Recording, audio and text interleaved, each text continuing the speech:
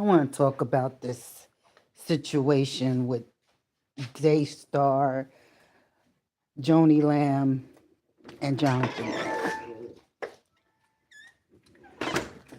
Daystar was one of the Christian networks that I used to watch that, when I was much younger uh, um, believer, because I don't accept the term Christian. Um, and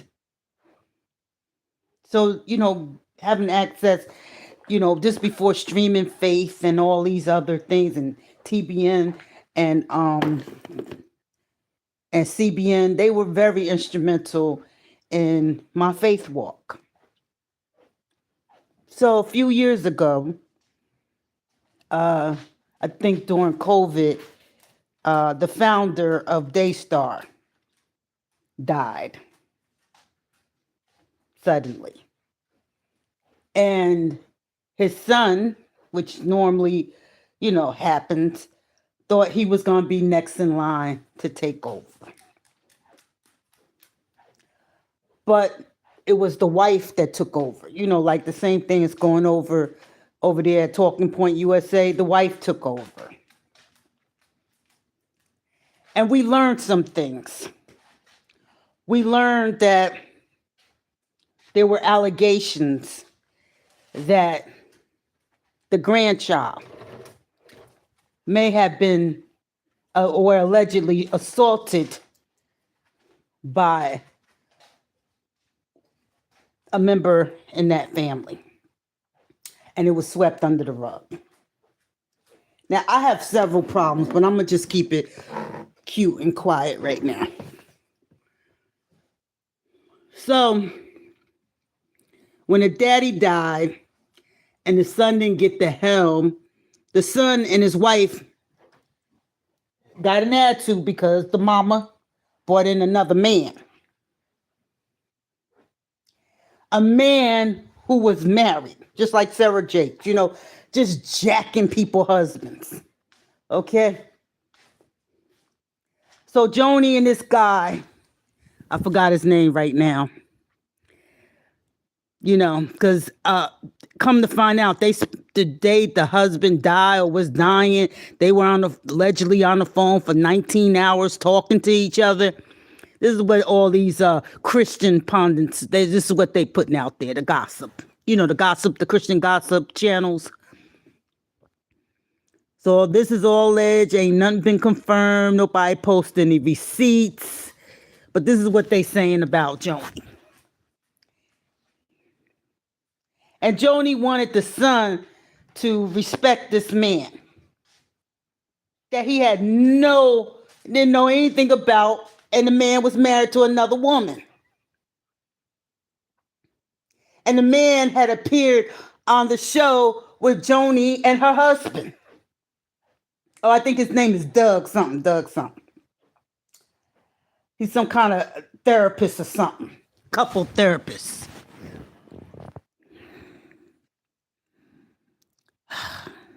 Well, I started working, got busy with work, so I haven't been really paying attention since 2023 of any of this stuff going on. I saw every now and then, I see a little something here and there about Jonathan and his wife. He's scorned. He's mad at his mom. She bringing in some man, and he may take over it was just a mess. When I tell you a mess. So now I found out this week that Joni passes away. And I'm seeing clips of her. Her face is droopy. She's not walking. And I'm like, well, why is she on camera in that condition?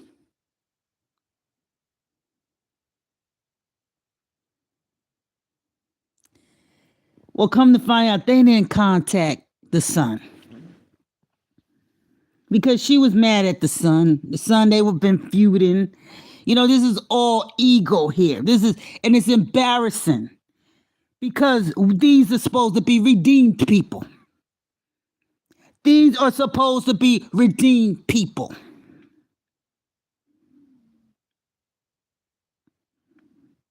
And they share DNA. That's why that scripture, oh my God, when I read that scripture, Jesus said, I came to bring a sword. There'll be daughter against mother, father against son, daughter-in-law, mother-in-law. You know, he ain't come for everybody to get together, hang out, and be kumbaya. The only peace he came was to be peace between us and God. That's it. That's it. We are trying to live peacefully with all men. We have to try. That should be the number one goal. But we ain't got to look up, link up, hook up, talk to, or associate with anyone that ain't doing God's will. I don't care if you share the same DNA. I don't care if you gave birth to them or they gave birth to you. The cutoff point is if you don't serve God. I don't have to be around you.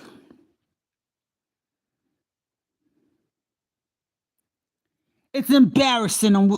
God is cleaning house. He's not happy. You guys served.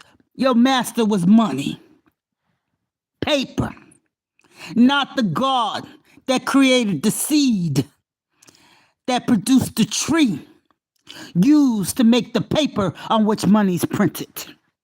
You've been more impressed with the created instead of the creator. And now your house that was built on sand.